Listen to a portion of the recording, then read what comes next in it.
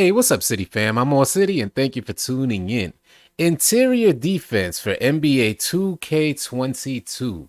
What does that look like for us? We're going to be reviewing the courtside report given to us prior to the release of NBA 2K21, so that way we get a better idea of the type of interior defense we should expect for NBA 2K22. It's no secret that the development team for 2K and the player base see the product that's in front of us completely different. This is why I want to kind of review what they've said to us in the past, compare that with the product that we receive so that we don't overly anticipate what we expect to receive for NBA 2K22. In this portion of the courtside report, they go over interior defense. If you guys could pay close attention here, because the product that we receive for 2K21, if you guys are players for 2K21 on next gen, you know it's completely different from what they said they were going to give us. It says here, one of the biggest challenges we face when balancing offense and defense is contact in the paint. As you can tell, with next gen, we really stress the importance of respecting user control and not warping defenders into place for the sake of game balance. Let me know your thoughts and experience in regards to paint defense on NBA 2K21. Is it in line with exactly what they said they were going to give us, where 2K said they respect user control? They don't want to warp your player into place for the sake of game balance? Let's continue on. But it's vital to be able to have reliable contact, especially for protecting the basket in order to prevent bloated points in the paint.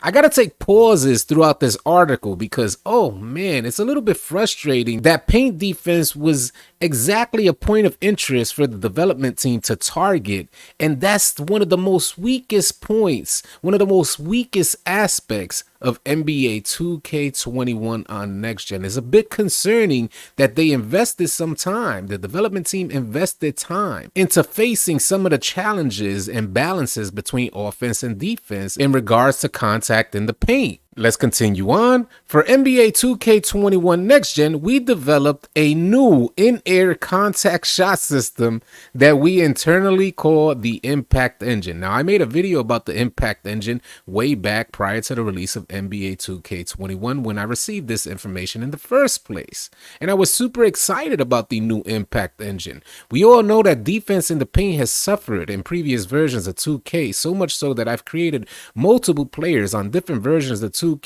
hoping to play better paint defense, and I had to put those players on the shelf because the mechanics for paint defense just weren't there.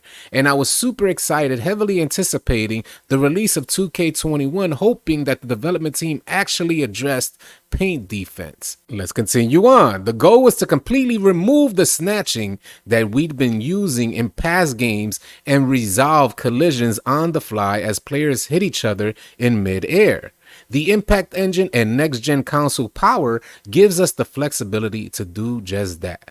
By creating reliable contact when players are in flight, we no longer have to take control of defenders while they're on the ground and pull them into place just to force certain outcomes. If that is the absolute definition of what we experience on 2K21 Next Gen. We are getting pulled into canned animation, pulled into place. Almost every single drive into the paint is a canned animation in favor of the offensive player who's driving into the paint. This will be most noticeable for paint defenders as they'll have the freedom to maneuver their players into position and make a play on the ball themselves, rather than the game dictating what happens based on whatever animations happen to trigger. It goes on to say, to further aid paint defense, the logic that goes into block targeting was improved. They're using some sort of technology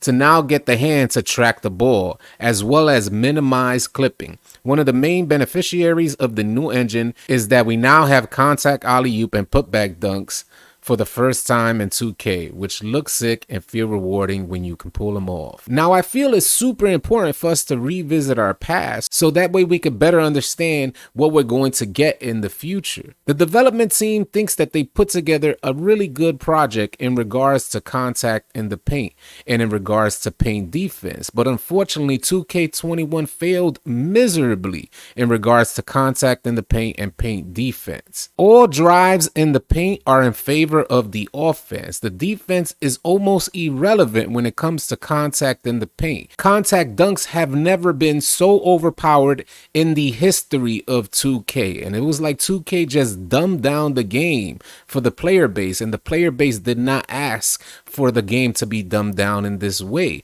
We want our drives to feel fluid. We want our drives to feel realistic. If there's a defender in the paint, we want to understand that there's a possibility. There is a possibility that we may get blocked. We understand that defense is a certain aspect of the game and we want to implement it properly. We want strategy when driving into the paint. We want that to be above all. We want realistic animations when we're driving into the paint.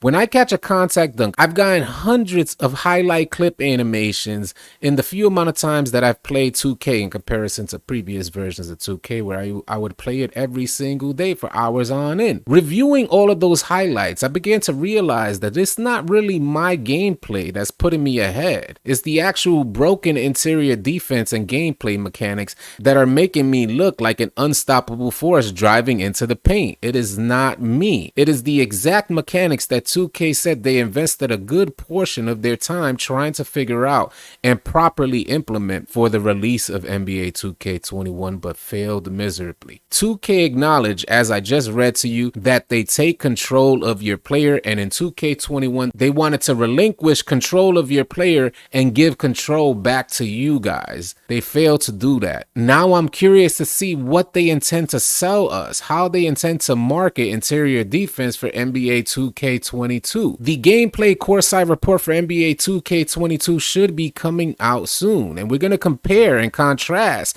what they've told us in the past and the product we receive in NBA 2K21, what they're going to tell us for NBA 2K22, and see what we receive when NBA 2K22 actually releases. If you guys enjoy these type of videos, enjoy this type of content, please consider dropping a like on the video. If you're new to the channel, please consider subscribing. If you all would like to join a great gaming community, please consider joining our Discord. Non-toxic, only positive vibes. If you're looking for players to run with, join our Discord. You need players on NBA 2K22. You want to stay up to date on NBA 2K22 news. The link for Discord is going to be in the description below. It'll also be the top pinned comment on this video. Easy, y'all.